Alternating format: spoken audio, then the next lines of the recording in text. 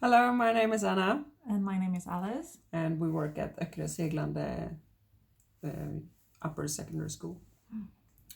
Okay, so we are going to do this video blog and talk about our experience with the virtual project. So the first question is, how have your skills with video production developed during the project so far? And for me, I think that my video production development has been great. I've done big progress, and I didn't know much about it before, but now I think I can do a lot more.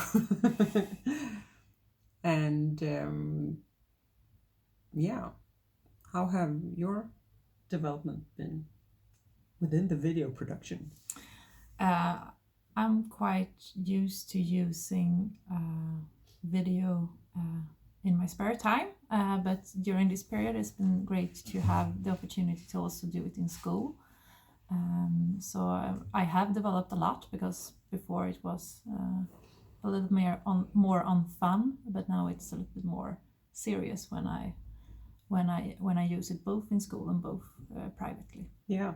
And when I'm out with my kids or here in school, I tend to use the video much more, and I know that it can be good to have all the extra pictures and video and so on. So I don't just do the things that I think I will use.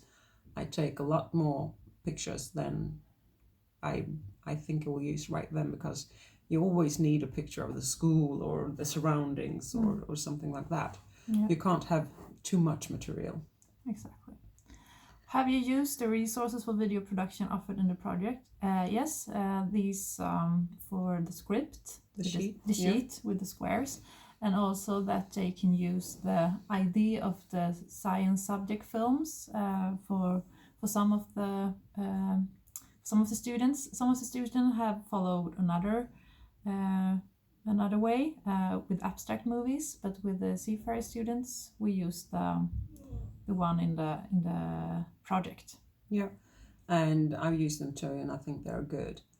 It can be a bit difficult the first time you use it, because the students don't tend to understand why it's good until you've been there. Exactly. And seen, okay, shit, we should have had that kind of picture, we should have done that.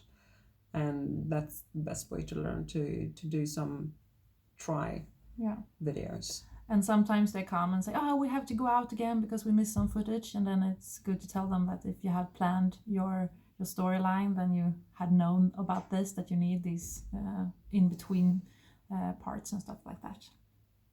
So what do you think about them? What would you like to be added to the material? I would like to do like the abstract schedule as well, because when we work with the science students, it's good to then it's easier to manage it in the area of the syllabus if you follow scientifically methods in another way. And I'm not really sure what I would like to be added. Perhaps I think the easiest way to show students is by using old movies that our students have done prior to the ones who are supposed to do it now. And we are getting quite a large bank of videos, so that we can use. And that's if we come into the next question as well, that what are the benefits and or drawbacks for students using digital and so on. If we start by the video production in the classes, it's that's a good way. We can show them old footage. They can get some ideas from how they use different angles or different shots, and it's fun. It's nice to have like a fishing boat going by and to collect these footages as well.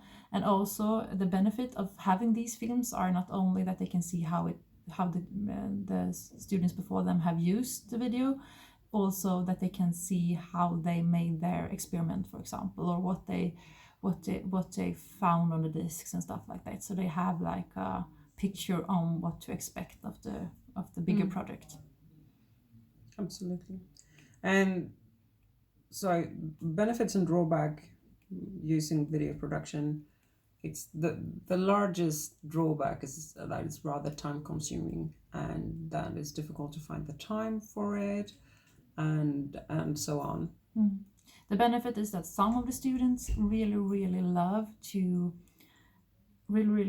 use video, but some are very afraid of it. They think it's taking time, so some of the students are very happy and some of the students just get stressed about it.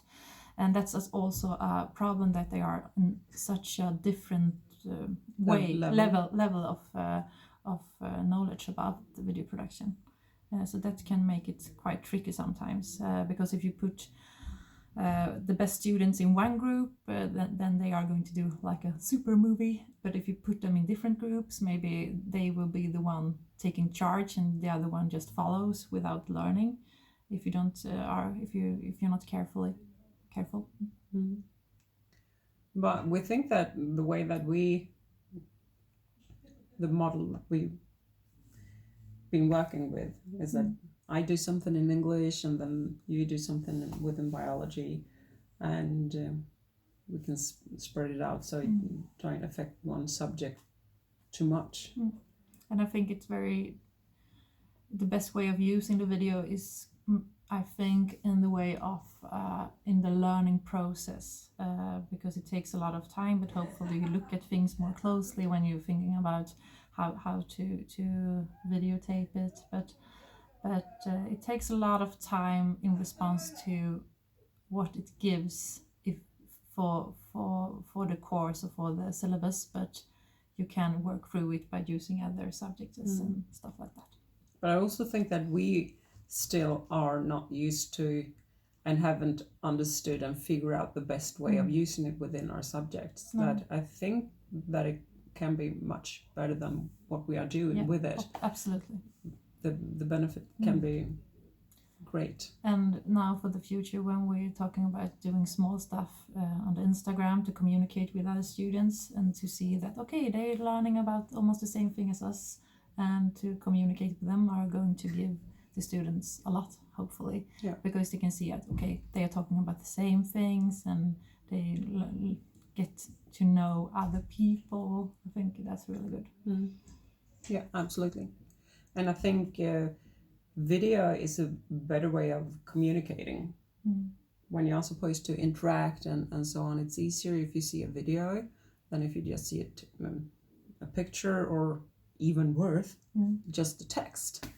So I think that video is the way to go, but we still haven't figured out the best way.